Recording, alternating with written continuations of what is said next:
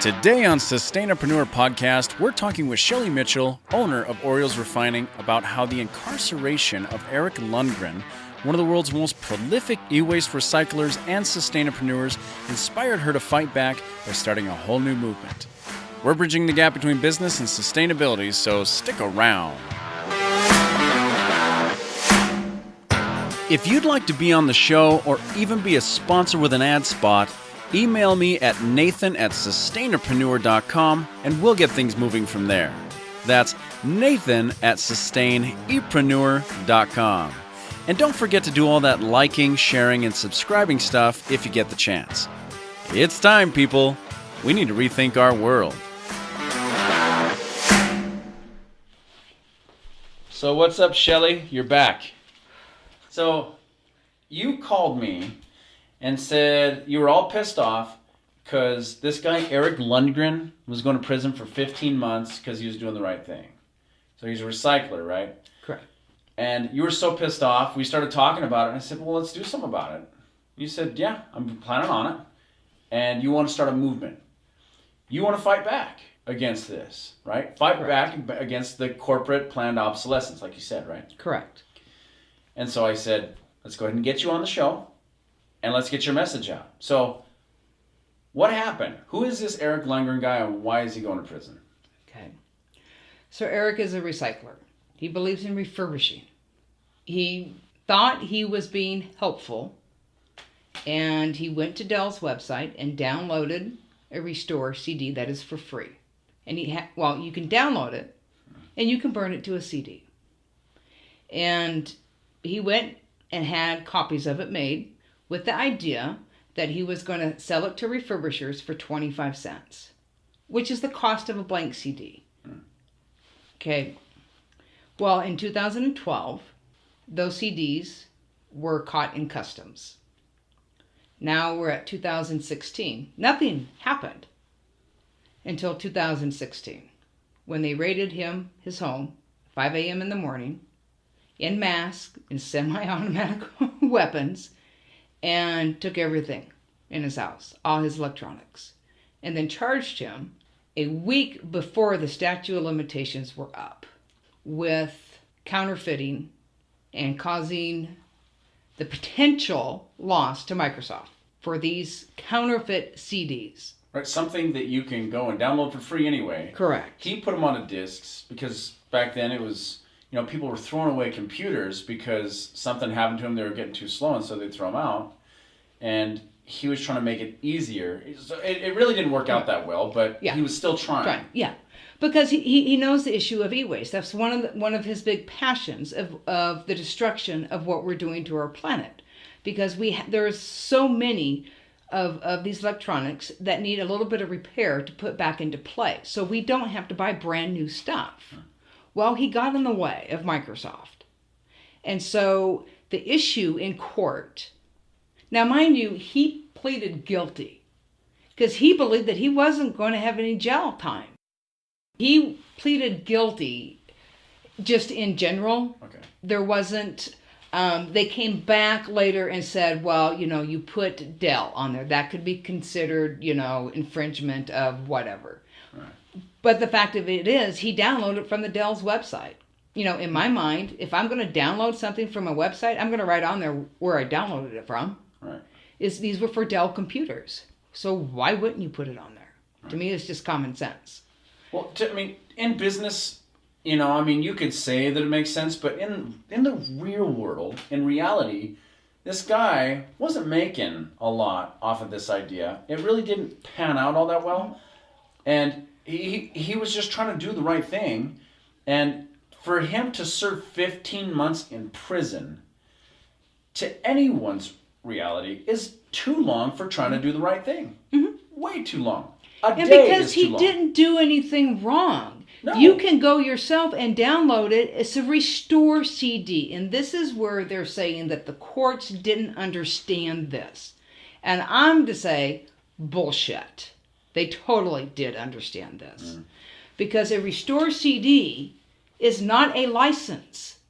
It is not a license. Right. Microsoft sells licenses, not software anymore. Correct. He was giving away software, not the license. The computers already had the license on there. Yes. If it had a license, it just would meshed work. together. It worked. It would work. You put in your product key code, Microsoft would validate it, you're good to go. Right.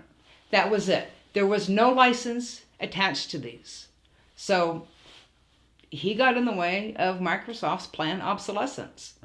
And so they went after him and totally flat out lied. They just flat out lied. They said that these disks were would expose people to malware and cybercrime. Just reaching out for anything they could. Anything that they could.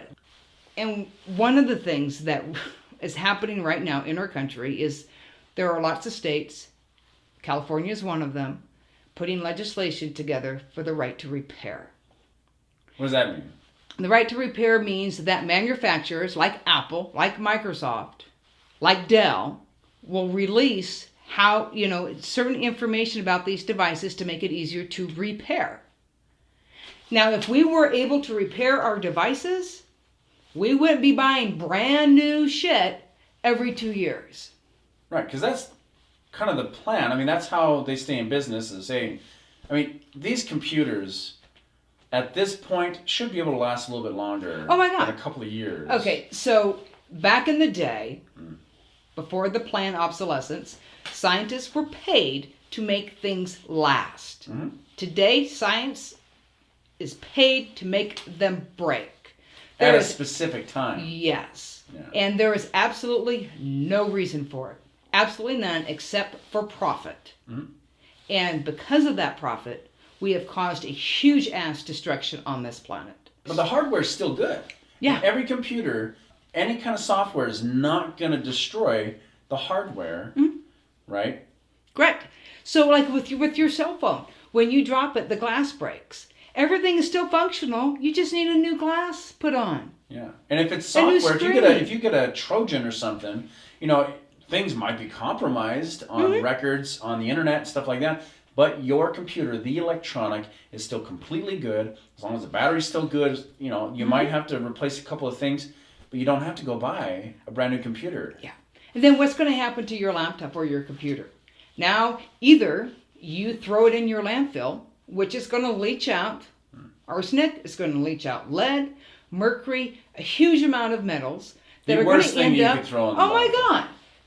Throw your batteries, just don't throw your electronics, right? Yeah. Okay, or you find a recycler who's going to recycle it. Now, a huge amount of recyclers in the U.S. export it illegally, and they dump it on countries that have absolutely no way to ever process this stuff except for burning it in an open field. Or you try to refurbish it. Or you give it to a recycler that actually tears it apart, piece by piece, takes all of those metals and separates them out. And then refines them, try to do it as local as possible. Yes. Yeah. So what did Microsoft say that he did? What exactly was that all about? Microsoft believed that he cost them potential revenue. It was all potential revenue.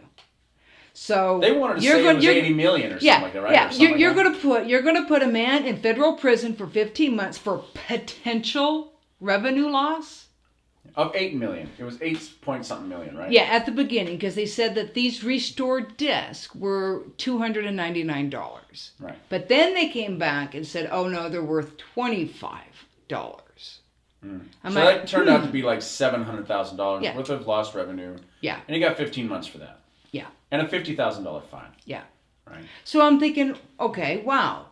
You're saying that you lost now $700,000 potential, but you're only going to find him $50,000? And send him to prison for 15 months. Yeah. For potential loss. Who does that? And how does the law system get around putting a man who has no criminal record, who is a support of the environment, who does all of these amazing things like making an electric car that beat Tesla's ass, and you're going to put him into prison? Yeah, he got a world record for that, didn't he? Oh, Guinness hell World yeah. Record for being a car that went the longest distance on one charge. Yep, and made out of junk, made out of garbage, made out of e-waste. Right. Blew Didn't build a Tesla out of brand the water. new one by Correct. having factories pump out brand new stuff. Correct. He got it out of the dump. And now you're going to put this guy into federal prison for 15 months for potential. It's a bunch of crap. When I think about this for sustainapreneur, I think, okay, I always talk about the regeneration, old business versus new business, and this is just a really good clash on what old business model versus what the future is going to look like. And old business is we don't want things to last very long, 6 months to 2 years, depending on what it is. If it's a $2,000 laptop, 2 years. If it's a coffee maker, 6 months. It breaks, you got to go buy a new one. The new movement is let's refurbish it. Let's make things more sustainable. That's what this guy was doing. It wasn't taken in consideration at all. And he was trying to do the right thing, that his intentions were good, his intentions were pure, wasn't making any money off of this. These discs just sat in his garage. Yeah. For the most part. I mean, yeah, they never were sold. It was a failed attempt. Yeah. But it was still an attempt, and they looked at it like, this is how we can get this guy. Yeah. Because if we go after basically the top dog and take them down, everyone else is going to crumble. Yeah. And that's what Microsoft's hope is.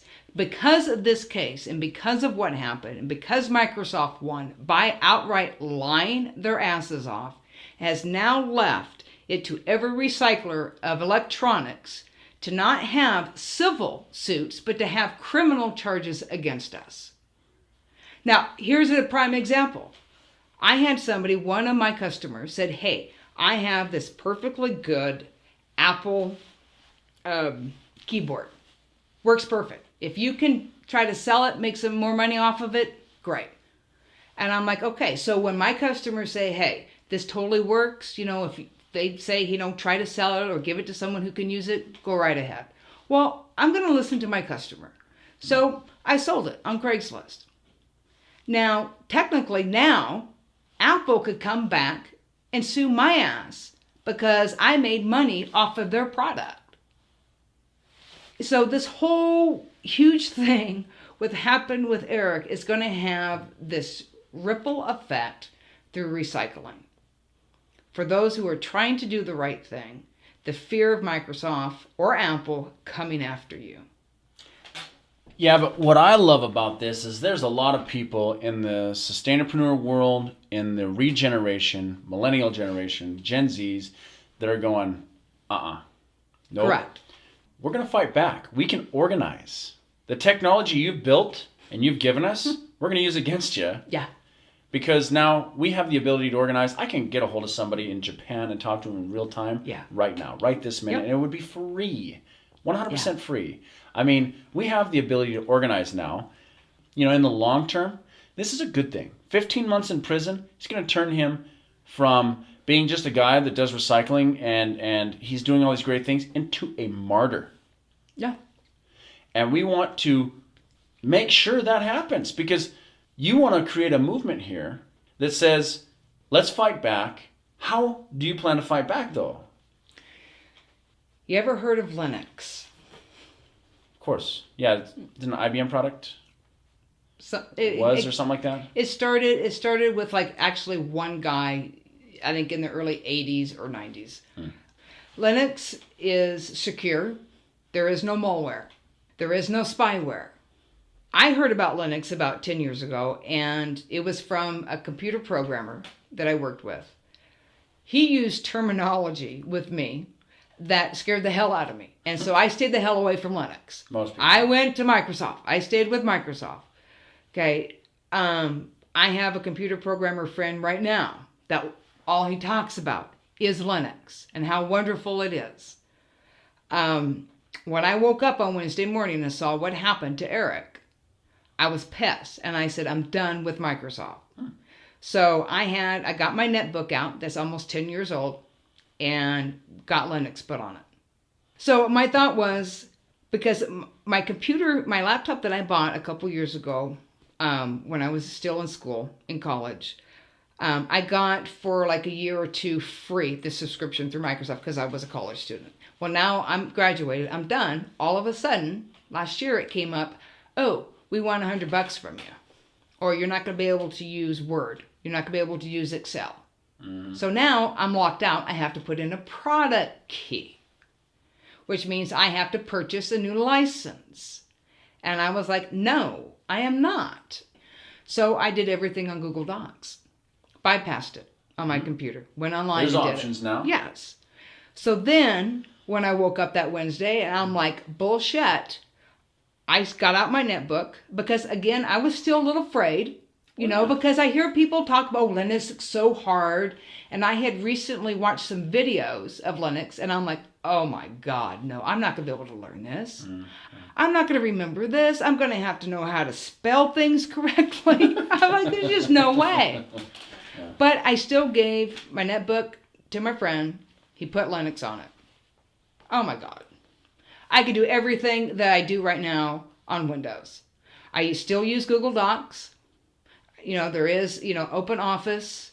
It's just like with Office, a lot of times this is where Microsoft started to struggle with their competition, is that everyone thought that Microsoft Office was too complicated. They had buttons everywhere. If you were to spend an entire lifetime learning 1 year's worth of a product, you'd probably only learn 20% of it. Mm-hmm. People want simplified. Yeah. And so Microsoft is actually losing a lot on that end. They still have a lot of the older generations, older businesses that just, they know how to use it. They don't want to change over. But this next few generations want things simplified. They're going to lose a lot. Yeah. And really what as a consumer, what I would want is I want to access the internet. I surf the web. That's what I do. Facebook, Google Docs, Netflix, all that stuff is on the web. I don't need a complex machine to do that. I can set it up to look like Windows, if that makes me feel more comfortable. I can set it up to look like a Mac, if that makes me feel more comfortable. It is no different than using Microsoft, except, number one, it's free. You do not have to pay Microsoft a damn dime. And it's going to run faster. It's not going to have the malware. It's not going to have the spyware. And that is a big thing that Microsoft is putting the fear into people of cybercrime. No. The reality is, and the truth, is the cybercrime is coming from Microsoft. It's their programs that are allowing people to do that. And so the movement is, get rid of your Microsoft. Get rid of it, switch to Linux. And it is not hard. And that's what you're making it easier. And that's what we're doing. So we want to get it out there. If you want a more faster, secure computer, move to Linux, and we're going to help you do that. So there's different parts of you can download of Linux.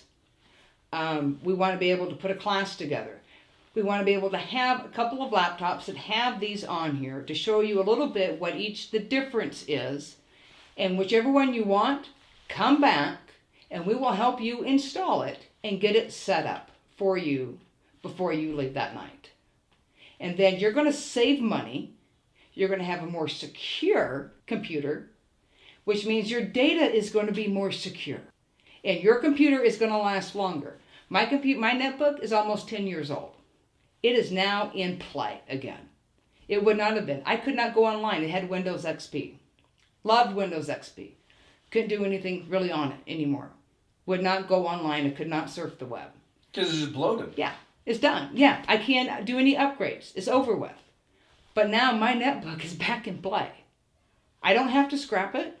I get to keep it and I get to reuse it again. So if anyone's got an old laptop laying around. And if you're scared to, and I understand that because there's a lot of crap coming out from Microsoft about it. And there's a lot of people hearsay through the community of, oh my God, Linux is so hard. It is not. I believed it. I bought into it for a very long time. It is not true. Large corporations, there are some big businesses out there that use Linux just because it's safer, it's faster, and it's simpler. Yes. And so if you have an older laptop and you don't feel quite comfortable yet switching the laptop or your computer system that you're using right now completely to Linux, we want you to be able to bring us your laptop. Let us help you get it switched over to Linux. Take it home. See. Just mess with it. Go online. Do your Facebook. Watch Netflix. And then if you're like, wow, this is so much easier. This computer used to run like crap. It is running so much better, so much faster. Here, help me get my personal one for my family hooked up to Linux. And we'll help you do that. And that's a computer or a laptop that was just sitting there collecting dust anyway. Yeah. Yeah. You know? Bring it to Oreos. That's what we're asking people to do. Start moving away from Microsoft. This is something we can do in our home that is going to be of little effort for you to make a huge ass impact on our planet. And you're going to save money doing it. It comes down to, if you're the consumer, everyone gets up early, gets their kids off to school, goes to work, comes home, cooks. When do you have time to make any changes in your own personal life? This is one of the simplest things you can do with the greatest amount of impact. That's what we're always after, is that. We don't look at the consequences. Because we want easy. Our society is a throwaway society. But it isn't really, to me, the majority of humanity is good. But in all of that, we've kind of been made to do this by these large corporations who, I guarantee most people go, I just bought this coffee maker for $35. If I'd have known it was going to go out on me every 6 months, I wouldn't have bought the shit. Yeah. I'd have spent an extra $15 to get something that's going to last me 10 years. Yeah. But we've just been indoctrinated. That's just how things are now. now. But the chances you're not going to find a coffee pot that's going to last you 10 years anymore. No, absolutely not. The only one that's going to last you 10 years is a pour-over. That's the simplest thing in the world. But somewhere, Nathan, along the line of our civilization, especially the U.S., we allowed, when we started things, to realize that things were breaking a lot sooner. We didn't do anything about it. I think we forgot that the voice of the public, consumers, can make a huge ass difference. We forgot about that. So, case in point, in Apple's products for their iPhones and or their tablets, they put benzene in. Benzene is known to cause aggressive leukemia. The people who are making these devices are dying. They're actually a horrific death.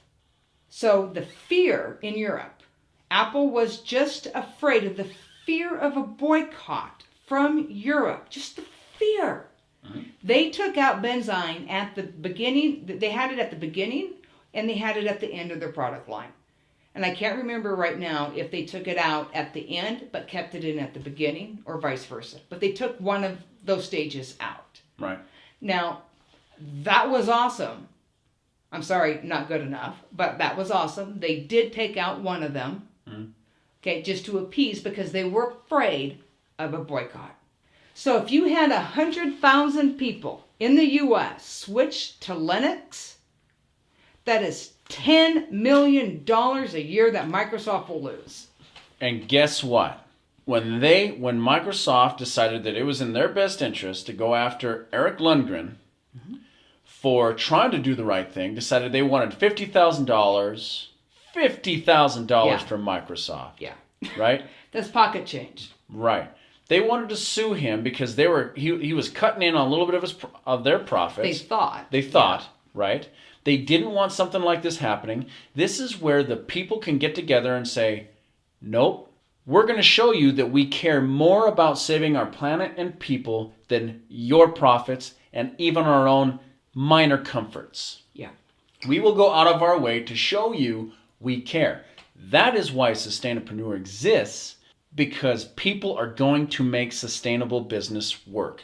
That's Correct. What it has to be. Correct. Right? This is, as a consumer, as a business, one of the best things that you can do to show Microsoft the consumer really cares about this. We need to shift our business model. Great. Go ahead and survive. But change. Change to what is good for the environment and good for society. And this is how we speak out. You can't get in front of Microsoft and wave signs in front of their business. You have to hit them in the pocketbook. That's right. That's Correct. the only time that they feel pain. Yeah. And understand right now, Microsoft and Apple are against the movement to the right to repair in legislation. They are right now throwing money in to get it voted down. So, what does that say about Microsoft and Apple? Right there, if they're willing to put all of their profit and revenue to say, make it illegal to refurbish, make it illegal to repair your device, that to me says very clearly that they don't give a rat's ass about you or our planet, the water you're drinking, the air you're breathing, and the food that you are eating that is contaminated by these electronics. That is to me a very blatant and right out in our face. We don't care. We just want your money, and we're going to get it no matter what. Yeah. And this is the time to say, no, we are done. Because if people start changing, get rid of Microsoft, go to Linux, that's going to set another precedence in this country that no, we will fight back against corporation and we will win. And we will make the changes and we will take back and not let corporations dictate to us the rest of our life. So most corporations have this plan, at most 10-year plan. The world is moving to a 10-generation plan.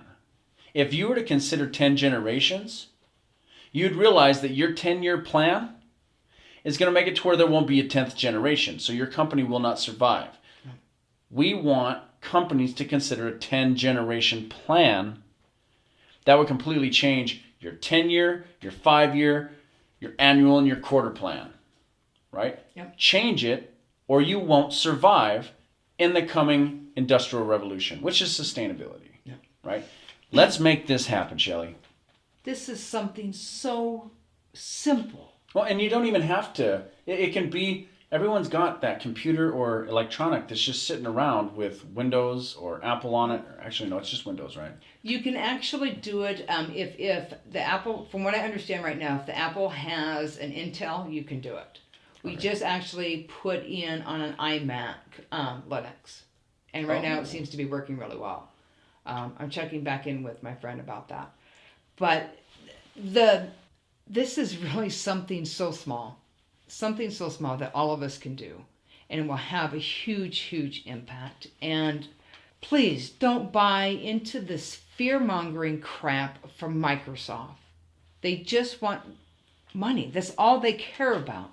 You can go to their website and you see this beautiful environment and carbon footprint. I went through that and I'm like, oh, you are so full of crap. Your numbers don't even add up on your website. They don't care. They just don't care. It doesn't fit into the 10-year plan. And that fear that they're putting out there, the possibility you just opened yourself up to, cyber crime. No, where does all the cyber crime come from? Microsoft and Apple software. Yeah. Hello.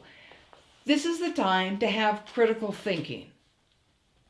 This is the time to say, listen, I want to be a part of something. I want to change something. I can't march on Washington. I couldn't be at Standing Rock. This is something that I can do. And this is something that I can get my kids to do and my neighbors to do and my employer to do. And you can start off with just that simple computer that's sitting in the corner that you don't think is worth anything anymore. Bring it in. You guys will put Linux on it. You can play with it. And then once you realize just how easy it is and how much faster your computer could be, that you're not as afraid of malware and spyware and everything else, you can go, wow, this made sense. I wish I'd have done a long time ago. And that is what people are saying. I have a friend of mine that did it, I think the beginning of this year or the end of last year. She's like, oh my God, I wish I would have done this sooner. This was so much easier and so much better. And I am finding out the same thing. But then there comes this point that we're hoping to have with Oreo's Refining, working on putting a little video together that shows you exactly what to do. Because I know for me, I don't want complicated. I Me went. So Nobody does. So the funny thing is, so my friend, who's a computer programmer, he put Linux on the netbook, and he's like, do Control T, I'm like, don't, stop that, stop that. I don't know those shortcuts. I don't care to know them. So if you're going to teach me something new, do not teach me this crap either, because I'm going to use a mouse. Simple. I'm going to use a mouse because now I have two things to learn, and the shortcuts, I'm sorry, I don't care to learn. That's why I have a mouse, and that's easier for me. So I can learn this new thing that really actually isn't new. Everything is pretty much the same. I click on connect to the internet. Mm-hmm. I got Google coming up. I got my Gmail. I write in Netflix. There it is. Oh my God. So simple. You're not extremely computer literate. I mean, that's not a bad thing. You don't have to be. Right. But which is nice. Right. And so, I mean, if anyone should be afraid to switch something over and have to learn something new, you would have been the one to be worried about that. Yeah. And just this little bit of inspiration, you went, you know what? I'm going to try. And you found out, just like most things, people think that they're going to jump off a cliff. They find out it was only a foot. Yep. Right? So now I'll be in the process the next week or so, taking everything off of my work laptop, my personal laptop, transferring all that off because I don't want to lose that, and then wiping it all completely of Microsoft, and then installing Linux, and then adding my files back on.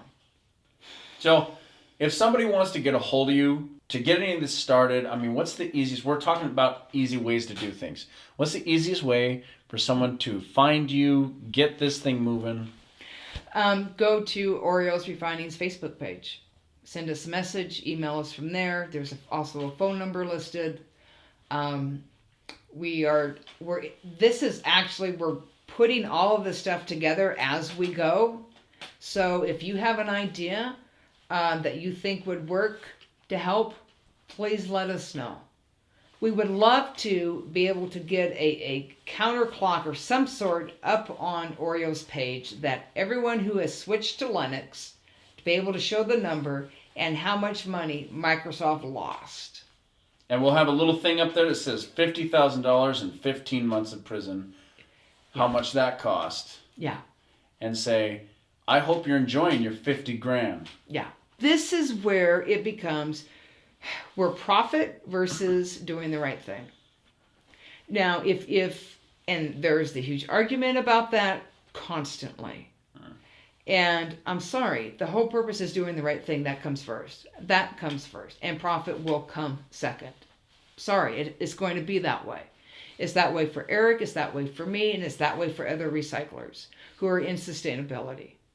Is that if I can help you do something to make something great, that this doesn't go to the landfill, it doesn't get exported illegally and kill someone, by all means, go for it. Well, that gets into, so on Sustainapreneur, a lot of times we talk about this, don't be afraid of profit, but, don't be consumed by profit. Yeah. Right? So the idea is, in your 8-hour day, spend your day making some money, trying to make money doing the right thing. If you make money, you can turn around and take that money and put it towards other great things. That sounds like what Eric's done. Yeah. He built this company doing the right thing. He made some money off of it. And now he's got enough money to be able to go out and do great things and not worry about making a profit off of it. Yeah, correct. We took an electric treadmill and made it into an electric wire stripper. That is cool. Taking just looking at things differently and what you can make out of them. Yeah. But again, it comes a point, a time in history that we have to stand up and we have to make a change. And there are many people around the world that are doing that. This is just another one of those things. And again, it can make a huge, huge impact on you and where you live. Because for those people who live in Montana, you can still throw your e-waste in the dump. Okay, and guarantee you that is going to leach out. Yeah, you can, but you just can't. You can't. I know, you can't. People, and what I love is that I get people who call us like, I really want to recycle this. I don't want to throw it away. There are a lot more people that are more mindful of these devices and want to do the right thing. And then again, you need to ask your recycler, what are they doing with it? It is perfectly fine to give us the third degree. What and are if you they doing hoe with and it? hum about it. And if they're hoeing and humming, I guarantee you what they're doing with it is not right. Right. If they're not saying boom, boom, boom, boom, this is what we're doing, they're lying to you. They're shipping it out of the state. And at that point, when they ship it out of the state, you have absolutely no idea where it will end up. And the greater chance it's going to end up in a place that you don't want it to be. Because nobody wants to see a film, a documentary of illegal dumping of e-waste in another country, and there's your name all over your laptop. You know, you don't want to see... Imagine if that was the case. I mean, you can go see some of them. Connecticut high school property. Yeah. I mean, there's okay. lots of these things that are already people have in the landfill in other countries that have been dumped that have State Department. That would hit home. Oh my God. You do not want to see your laptop. You need to know where it's going. Maybe the next part of this whole movement is we need to take a trip to Ghana. Oh God. And then we'll go around and we'll take pictures of all the like school labels on the bottoms. Yeah. With the burning piles of trash in the background. And go, is this your school? Is this, you know, obviously it's not the school's fault. Yes. But it's the community's fault. Well, no, I mean... Yes, you cannot... It is all of our fault. The blame goes all the way around because we have so much of it, because we have allowed it to happen.